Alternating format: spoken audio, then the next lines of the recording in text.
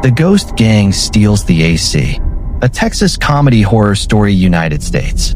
It was the hottest summer in Pinecrest, Texas that anyone could remember. Even the ghosts were suffering. Hot face. Deep in the Pinecrest woods behind the old highway, 5 supernatural beings had been living together for longer than any of them could accurately calculate. There was Wanda the Witch, the oldest and most respected of the group, with long silver hair and opinions about everything. Bobby the Boogeyman, 8 feet tall, permanently confused, genuinely good-hearted. Stella the Specter, who had died sometime in the 1970s and still dressed like it. Gerald the Ghoul, who complained constantly but never actually left. And finally Big Earl, a large friendly ghost who had been alive during the era of air conditioning and had never fully recovered from losing access to it. Faced with steam from nose. "I cannot take this anymore," Big Earl announced one night, floating 3 feet off the ground and fanning himself with a dead oak leaf. "When I was alive, I had central air, 72 degrees all year round. A man gets used to things. Thermometer. You have been dead for 30 years, Earl," Wanda said. "And I have been hot for every single one of them." Weary face. The mosquitoes had been particularly bad that week. Even the ghosts, who technically had no blood, were somehow getting bitten. Gerald had been scratching his left arm for 6 days straight. Bobby had a welt on his forehead the size of a quarter despite having no circulatory system whatsoever. "How?" Bobby said, looking at his arm. "How is this possible?" "I don't know," Stella said. "I don't have skin and I just got bitten on my elbow," face screaming in fear. Wanda had had enough. She stood up from her log, the unofficial throne of the Ghost Gang, and pointed at the town lights visible through the tree line. "Mosquito nets," she announced. "We are going into Pinecrest, and we are getting mosquito nets from the humans." "That's stealing," Gerald said immediately. "Gerald, I'm just saying it's stealing. Gerald, we are ghosts. We haunted 3 families out of their homes last year.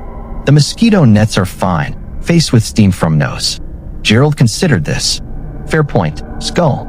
They split up and entered the town in the quiet hours after midnight. Pinecrest was asleep. The streets were empty. Every house was dark except for the blue flicker of television sets left on in living rooms. Wanda went through walls. Stella drifted under doors.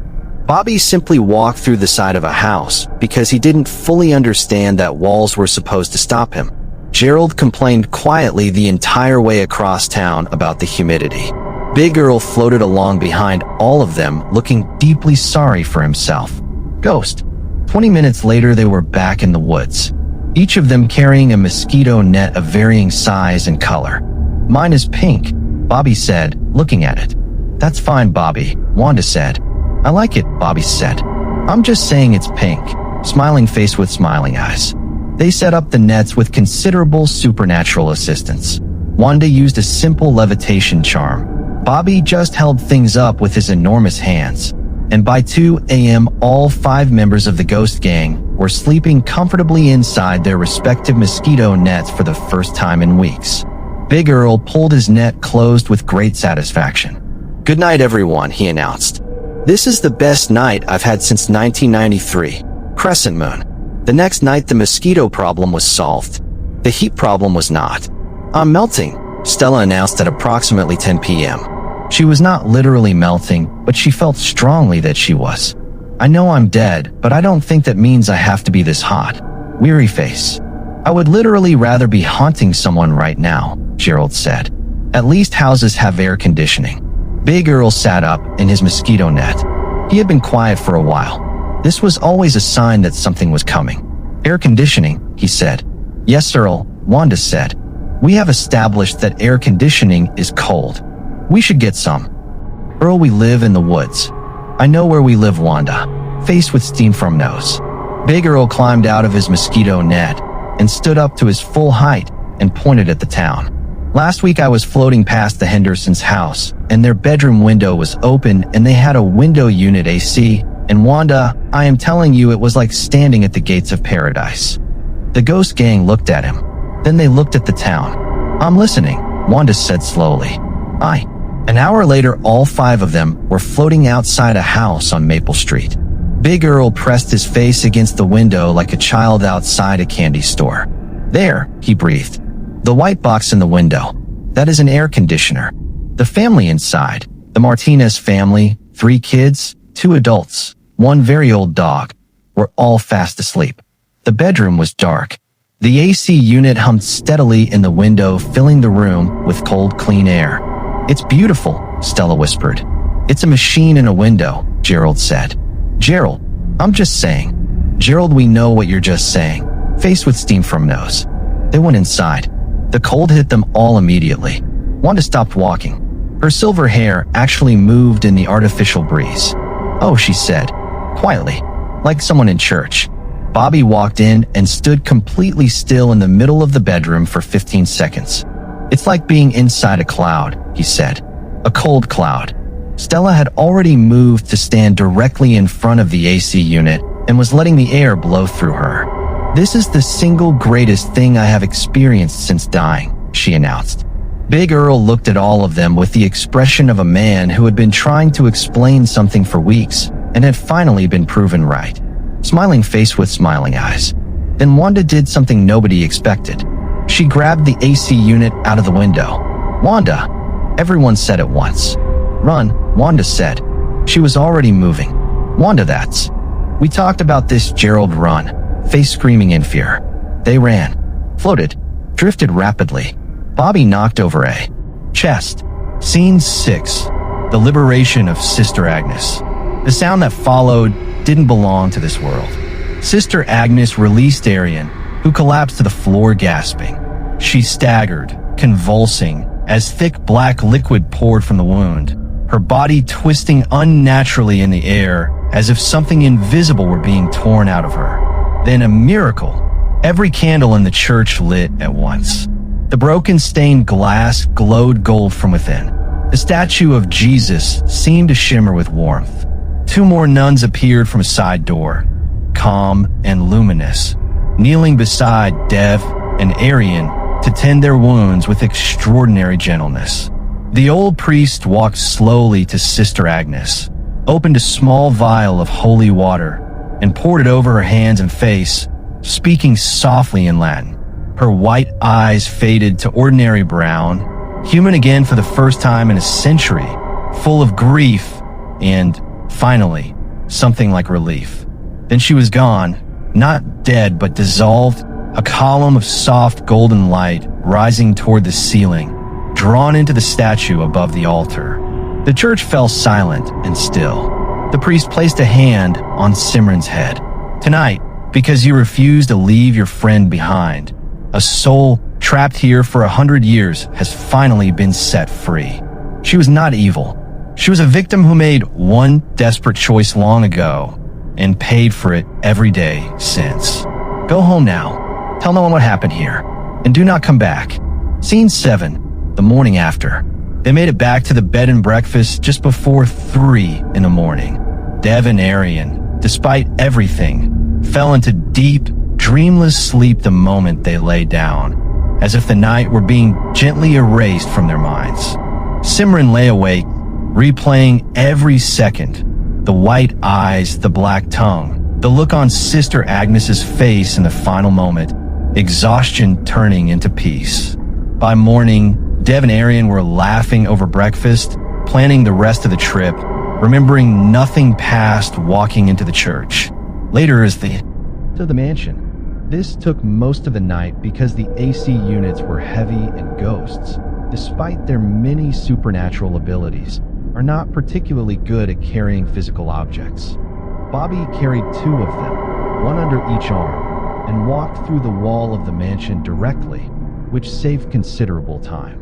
By 4 a.m., all 5 AC units were installed in various windows of the Pinecrest mansion and running on Big Earl's increasingly creative electrical arrangement.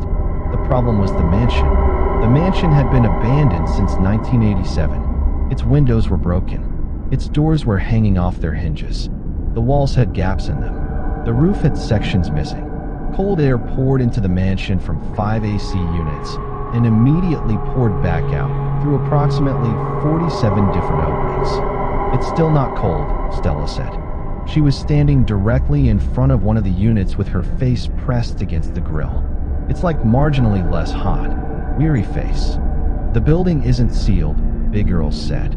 He was sitting on the floor looking profoundly disappointed. You need a sealed space for AC to work. This place has more holes than a screen door.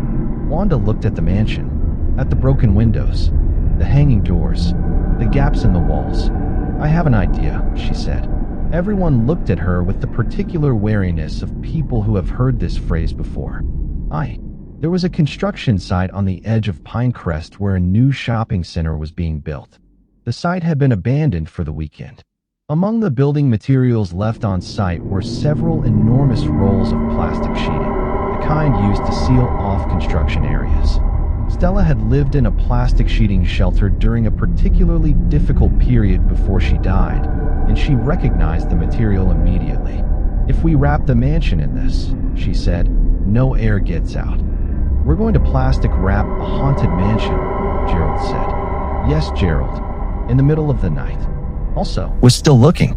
The sun through the willow branches was making patterns on the ground that shifted as the branches moved. What actually happens there? 2 girls went out there 3 months ago, Lily said quietly. Haley Cross and Savannah Pierce. They never came back. Their stuff was found on the road. That's it. That's the story. Crying face. Natalie looked at the willows for another moment, then looked away. Are those mango trees at the end of the road? Peach trees, Lily said. They're incredible. But Natalie, just for 10 minutes, Natalie said, to get peaches. In the daytime, while the sun is still up, faced with steam from nose. Lily looked at the sky. The sun was lower than she wanted it to be. 10 minutes, she said. And then we go? No argument. Absolute no argument, Natalie agreed. The peach trees were on a small hill just before Willow Road began. The peaches were exactly as good as advertised, warm from the sun, sweet and dripping. They filled Natalie's jacket pockets and Lily's backpack. Smiling face with smiling eyes. Okay, Natalie said. You were completely right. These are the best peaches I've ever had in my life. I know, Lily said. She was already looking at the sky. The sun had gotten significantly lower while they were picking. The quality of the light had changed from gold to orange. We need to go right now. Taking the last few. Natalie, right now? I am not kidding. Anxious face with sweat. They started back down the hill toward the main road and walked for 5 minutes. And the main road didn't appear. Natalie stopped, looked around. The trees were the same in every direction. The path they had come down was the same path they were walking on. She was certain of it. But the town lights that should have been visible through the tree line were not visible. Lily, I know. Lily's voice was very controlled. We should be at the road by now. I know. We took the same path we came on. I know, Natalie. Lily stopped walking. Look ahead, face screaming in fear. Natalie looked. The 3 weeping willows stood against. The Martinez family woke up to find their bedroom window inexplicably empty. No AC unit.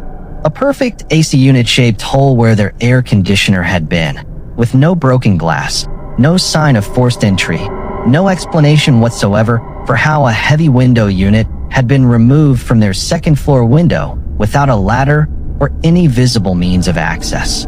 House. Their neighbors, the Washingtons, had the same problem. The Garcias on the corner had the same problem. The Petersons across the street had the same problem. The Chin family, who had the largest AC unit on the block and had been very proud of it, had the same problem. 5 houses, 5 missing AC units, no broken windows, no footprints, no evidence of any human being having been involved. The residents of Maple Street gathered in the street at 8 a.m. in the already significant Texas heat and looked at each other. This is not a normal robbery, said Mr. Martinez, who had 30 years of experience in construction and had never seen anything like this. No, said Mrs. Washington, who taught middle school and prided herself on rational explanations. This is not a normal robbery. Fearful face. My daddy says there's ghosts in the Pinecrest woods, said the youngest Garcia child, who was 7 years old and broadly correct. Everyone looked at her. He says they've been there since before the town, she continued. He says they're mostly harmless, but sometimes they borrow things. They don't borrow things, Mr. Martinez said. They stole our AC units. Daddy says they always bring things back eventually, the child said. He says you just have to wait. Nobody knew what to do with this information. Anxious face with sweat. By midday, the story had spread through Pinecrest, and a retired local pastor named Reverend Douglas, who had lived in Pinecrest for 50 years and had more experience with the town's supernatural situation than anyone else, was brought in to consult. Reverend Douglas listened to the descriptions of the missing AC units. He nodded yes. AC units. He nodded slowly. He asked 3 questions. He looked in the direction of the Pinecrest woods for a long moment. Don't try to get them back yourselves, he said. Don't go into those woods. Let me handle it. How are you going to handle it? Mr. Martinez asked. The same way I've handled everything in this town for 50 years, Reverend Douglas said. Carefully and without antagonizing anyone unnecessarily, faced with steam from nose. He set up a small ritual in his backyard that evening. Nothing dramatic, nothing that would alarm the neighbors, just some herbs burning in a clay pot and some specific words said in a specific order. The smoke rose and drifted north, toward the woods, and the next morning 5 AC units appeared on the lawns of their respective owners. Heavy, immovable, exactly where they had been placed, as if set down very deliberately by whatever had carried them. Each one slightly colder to the touch than it should have been, sitting in the morning Texas sun. Nobody could explain how they had gotten there. Nobody tried very hard to explain it. This was Pinecrest, smiling face with smiling eyes. In the woods, the ghost gang stood in their plastic-wrapped mansion and looked at the spaces where the AC units had been. Well, Wanda said. Yep, said Big Earl. Back to being hot, I guess, Gerald said. He didn't even sound that upset. Something about the previous week's adventure had taken the edge off. Bobby sat down on the dusty floor of the mansion. It was cold for a while, though, he said. That was good. It was very good, Stella agreed. Wanda looked at her ghost gang, at Bobby with his optimism and his enormous hands, at Gerald with his complaints that always somehow resolved into cooperation, at Stella with her 1970s hair and her genuine delight in things, at Big Earl who missed central air conditioning with a sincerity that was almost moving. Next summer, Wanda said, we are going to figure out a better system. What system? Big Earl said. I don't know yet, but a legal one, or at least a less detectable one. That's not what legal means, Gerald said. Gerald, I'm just saying. I know Gerald, smiling face with smiling eyes. The Texas summer continued. Pinecrest sweated through it the way Pinecrest always had. The ghost gang sweated through it too, in their own supernatural fashion, in the plastic-wrapped haunted mansion on the edge of the woods, with the remnant cold of 5 AC units slowly fading from the walls. But sometimes, late at night when the heat was worst, residents walking past the old Pinecrest mansion at the edge of the woods swore they could feel a slight chill coming from somewhere inside it. Not much, just enough. And from somewhere deep in those Texas woods, if you listen on the right kind of night, you could hear what sounded like 5 very different voices having an argument about electricity and building codes and exactly who was responsible for the current situation. One voice was always larger than the others. I'm just saying, it said that for 2 hours in that mansion I was perfectly comfortable. And I think that matters. Ghost. The end face with tears of joy ghost.